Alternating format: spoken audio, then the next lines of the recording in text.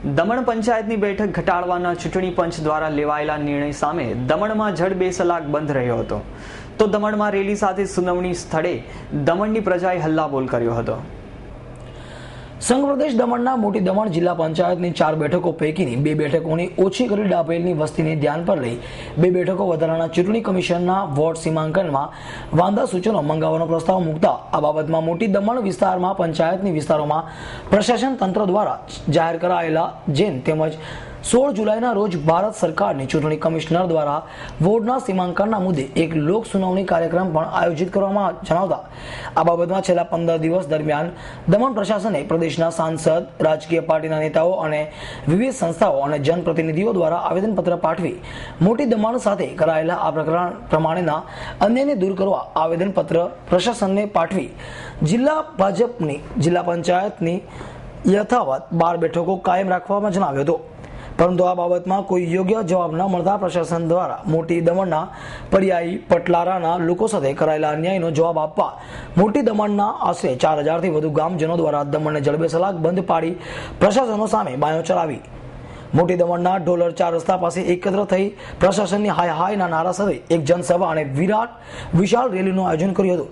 4 kilometre લાંબી ચાલી રહેલી આ લોક સુનાવણી કાર્યક્રમમાં જ્યાં આયોજિત કર્યો હતો ત્યાં વિરોધ પ્રદર્શિત કરી જિલ્લા પંચાયતની તમામ 12 બેઠકો એક સમાન જ રાખવા માંગ કરી હતી.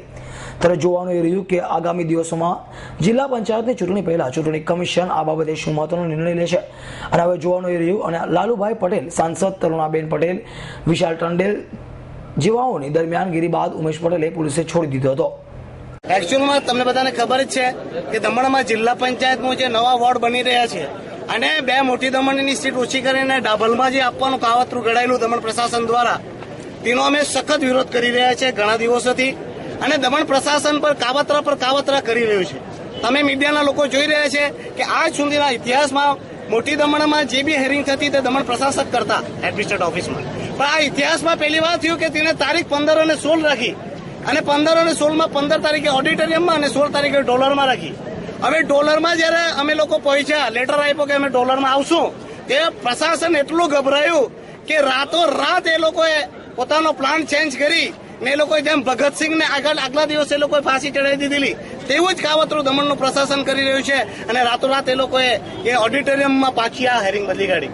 એનાથી દમણ પ્રશાસનને એક સાબિત થાય એકચ્યુઅલમાં કોઈ બી હેરિંગ 7 દિવસ પહેલા આપવા જોઈએ. આ લોકોના કાવતરા કેટલી મેલી મુરત છે તે આપતી સાબિત થાય.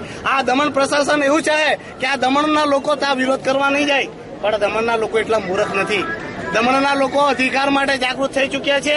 હજુ તો આ ટેલર છે, ઘણા બધા લોકો અમારા ત્યાં બી પહોંચી ગયેલા છે. હજુ માણસો નીકળી રહ્યા છે.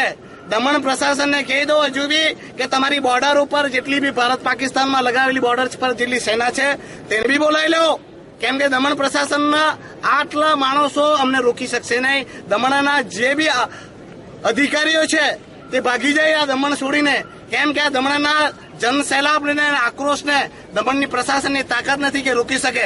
અગર દમણ પ્રશાસન આજે મોટી દમણની સીટ તમામ આપી દે, બીજી સીટનું જે કરવાનું તે કરે, મોટી દમણની 4 સીટ આપી દે, તેમાં જ એ લોકોની સમજદારી છે. આ એક આખરી અમારું ટેલર છે, આખરી ચેતવણી છે અને કાલથી એક્શન તો થશે. આજે અમે લોકો જનમેદની બતાવીને એ લોકોને બતાવવા માંગીએ છીએ કે દમણના લોકો જાગૃત થઈ ચૂક્યા છે અને મોટી દમણની એક પણ સીટ અમે જવા દેવાના નથી. તમે બીજી જગ્યાએ જે કરવું હોય તે કરે. તો આજે અમે બધા ભેગા થઈ રહ્યા છે. હજુ 10 વાગ્યા સુધીનો અમે રાહ જોઈશું, પછી અમે રેલી કાઢશું અને દમણ પ્રશાસન જે હેરિંગ રાખી છે તેમાં પહોંચીશું. અમૃત પટેલ, S9 ન્યૂઝ, પાલડી.